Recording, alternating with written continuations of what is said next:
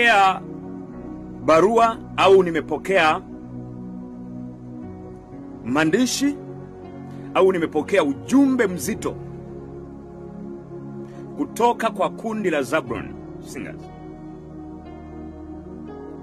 kwa kile ambacho nimekihubiri na kuwaeleza kupitia mtandao wa kijamii, kupitia madhabahu yangu ya Nuru katika Giza. Kwa hiyo nimepokea ujumbe mkali, ni ujumbe ambao unanitaka, cha kwanza, nifute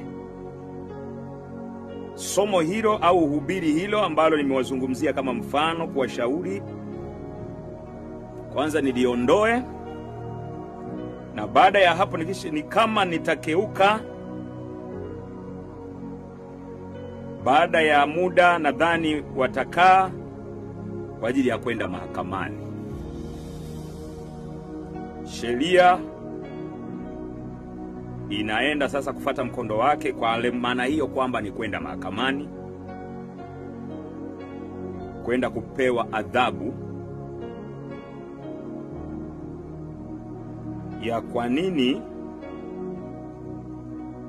nimewapelekea ujumbe wa kufanya matengenezo kupitia mtandao. Kwa hiyo Zabron Singers wana wito ambao wanadhani, wanasema watapeleka sasa mbele ya sheria, manake kwenye mahakama, ili niadhibiwe kwa sababu nimewapelekea ujumbe kupitia mtandao wa kijamii kwamba ningeliwafuata. Wao wanatafsiri kama nimewadhalilisha. Kwa hiyo watanichukulia sheria za kwenda mahakamani, na sheria itafata mkondo wake. Kwa hiyo nisije nikawaona kuwa ni wapagani. Lakini na mimi niliwajibu, nikawaambia Zabron Singers kupitia mwenyekiti wao kwamba mimi sijatukana, bali tena nimewapongeza na sijawadhalilisha, na kwanza ninawapenda na ninawaombea. Na tena nilikuwa nawaombea kwa watu wawaombee kwamba tusisubiri nyinyi Zabron Singers mudondoke, mkosee, muanguke, mpotee zaidi kama wengine wanavyopotea, kama kwaya zingine zinavyoharibikiwa, kama waimbaji wengine wanavyoharibikiwa. Nilitoa ujumbe kwa watu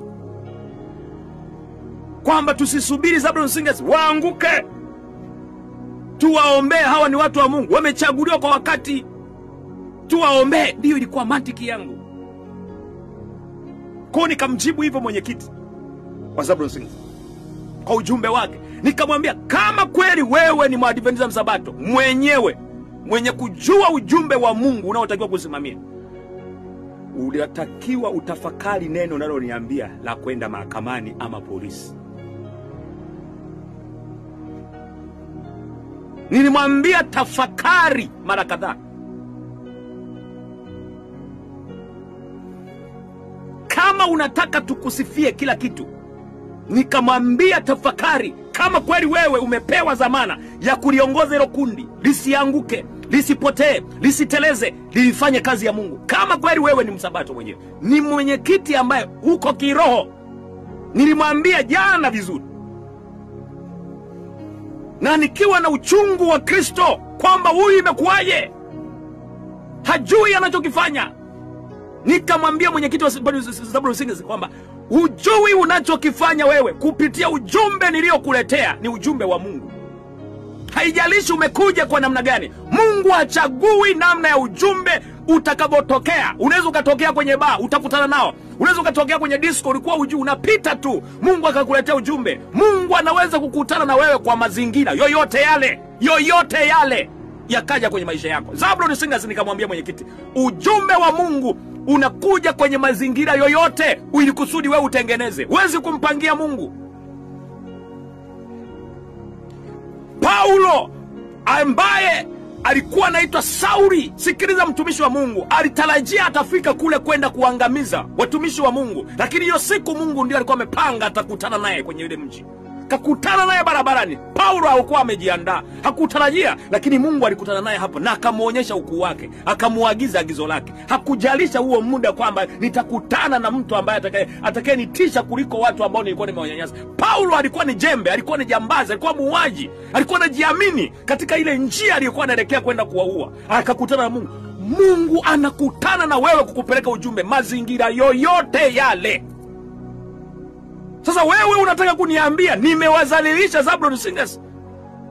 Unataka ni kwamba nikufate Shinyanga au Kahama nifunge safari, wakati mimi nina kituo, nina madhabahu ambayo naweza nikaitumia, ili mradi situmii lugha mbaya, tena natumia lugha za kuwaomba watu wa Mungu wakumbuke ili kundi kwamba ni kundi Mungu amelipa neema katikati ya kwaya. Tuliombe, tusisubiri mpaka ianguke. Leo unasema nimewazalilisha. Eti mtanipeleka sheria na mahakama.